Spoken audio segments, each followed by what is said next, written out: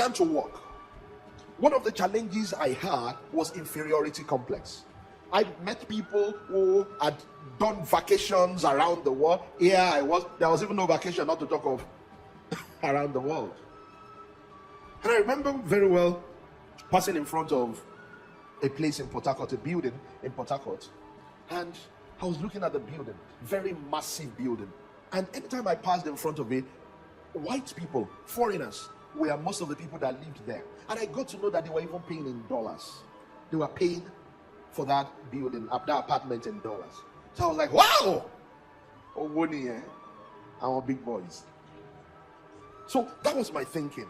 So our big boys, being called our small boys. Do you get what I mean? Me, in my eyes, I was a small boy. Then I saw them as big boys. I wanted to listen to the story. But God knew what he needed to do with me, through me.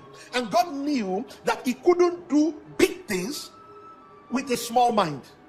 Whether you like it or not, that is the truth. God cannot do big things with a small mind. So God changed my job. I got a job in another place. So for me, what I thought I got was just a job. Listen very well. Then one day, they told me that in my new employment, that there was the possibility of, instead of getting rent allowance, I could live in company accommodation.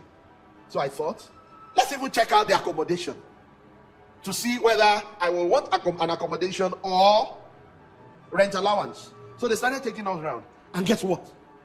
One of the places they took us to was this house that I had always seen as our big boys.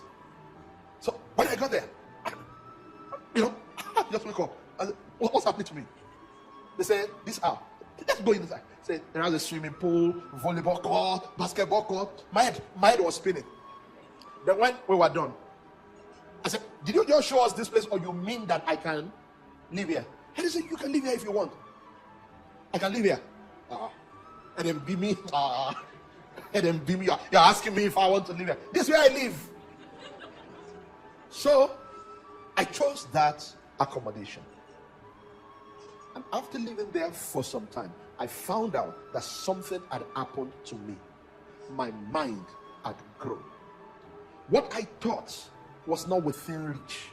God, he didn't talk to me about it, but through the back door, God arranged to put it in my hand, so that I no longer thought I was one of the small boys, and I saw myself as one of the big boys, and said, Alpha, say, I like you, Baba, I like the